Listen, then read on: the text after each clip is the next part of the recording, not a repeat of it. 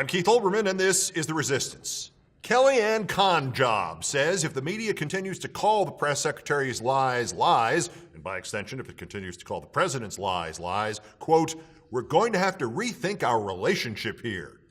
Fine. Do not interview Kellyanne Conjob. Press Secretary Spicer comes out for what is allegedly a White House press briefing and shouts a bitter, angry statement at the media and then refuses to take any questions. Stop carrying his press briefings live on television. Trump says the media, quote, are among the most dishonest human beings on earth, right? Stop covering his speeches live. Use a delay, employ a team of fact checkers, play his rants. Each time he lies, stop the tape, state the facts. Resume the tape, wait for the next lie, stop the tape again, state the facts again. Do not participate in the Trump propaganda game. And do not reply to me that you are obligated to do so because otherwise you could be accused of delegitimizing the presidency, because it is impossible to delegitimize something that was never legitimate in the first place. And do not reply to me that you must cover these liars because of the marketplace of ideas or because of commercial competition. In short order, nobody who believes Trump or Conway or Spicer or any of the other pirates will be watching ABC, CBS, NBC, CNN, BBC, MSNBC, C-SPAN, or anything similar anyway. In a time when democracy is being rapidly sabotaged by a lunatic president and his amoral flying monkeys like Conway and Spicer, your market, and incidentally your obligation as citizens in that bleeding democracy, your market and your obligation are identical: to identify the lies and refute them twice as often as they are told.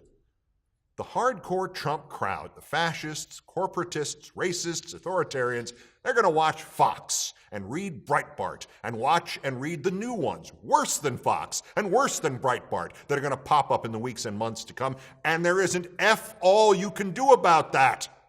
This was the exact scenario in the bygone days when George W. Bush was still widely believed about Iraq, and every television news operation decided it was going to wave the flag just like Fox News, or try to outdo Fox. One of them put Michael Savage on TV, and every one of them promptly got smoked in the ratings. And then some guy at MSNBC, I think it was, said, the emperor is not wearing any clothes.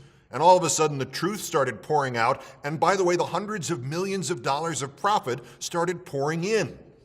The danger to our society of for-profit journalism, especially in television, has been evident ever since the fairness doctrine was eliminated and the FCC stopped enforcing the community service and equal time regulations. That's when you can start to begin to say as much as you wanted on television or radio about any controversial topic without ever being obligated to offer Floyd R. Turbo 2 minutes of airtime to give an editorial reply.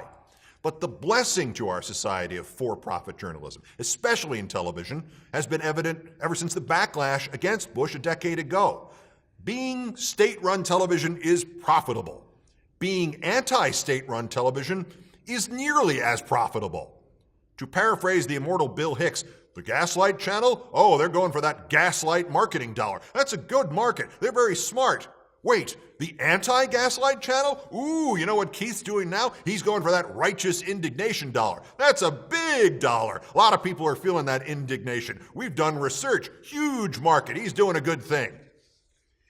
It would take a conscious and conscientious decision to leave those news consumers who believe in administration elected on, built on, and trading on nothing but lies. But it is also practice for a worse time that may be yet to come.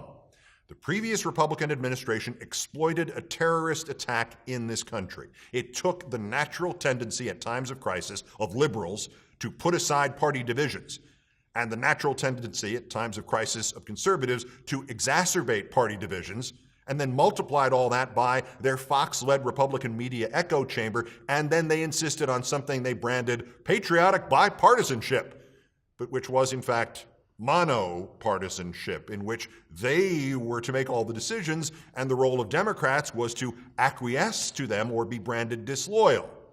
And if they are given, or if they fabricate another such crisis, they will play the same card.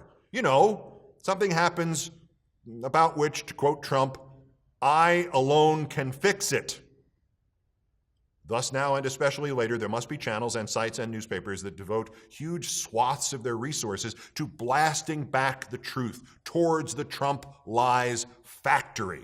It must report the lies about health care, the lies about the release of tax returns, the lies and inevitable attempts to use the mighty mechanisms of government against Trump's critics. It must report the truths about broken promises to release tax returns and falsified government statistics and passive-aggressive influence peddling.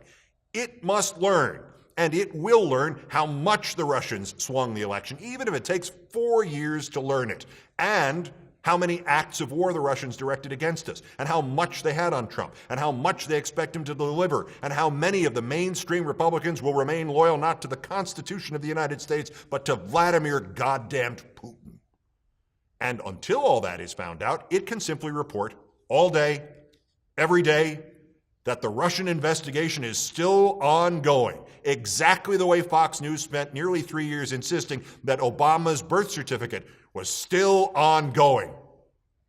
Those who own the news media, especially in television, are timid types and by nature conservative, until being either of those things threatens their investments. Well, fellas, Trump has decided to destroy your investments. If you tell the absolute truth, he will try to bury you. If you tell his version and give airtime to his supporters, but you also have others there to fact-check him, he will still try to bury you. Appeasement will produce what appeasement always produces: the victims wasting the resources and time they should have used defending themselves. The good news of the news media is, in fact, this little garage band kind of series right here. As of this one, we will have done 65 commentaries under the banner of The Closer and The Resistance, and as of number 63 last week, we had crossed the threshold of 100 million views. That is an average of around 1,600,000 views per commentary, and 1,600,000 views of anything not only suggests there's a ready audience for the product in question, whether it's anti-Trump politics or learning how to tie your shoes. An average audience of 1,600,000 is larger than the average audience at CNN or MSNBC. So remember that thing before the election, Trump TV? Well, it is now time for anti-Trump TV. And it will make somebody at least $500 million in profits in the next 4 years, if he lasts 4 years. And yeah, oh, by the way, it also might be one of the few chances we have to stop the United States of America from fully descending into fascism, in case that still matters to anybody. Resist. Peace.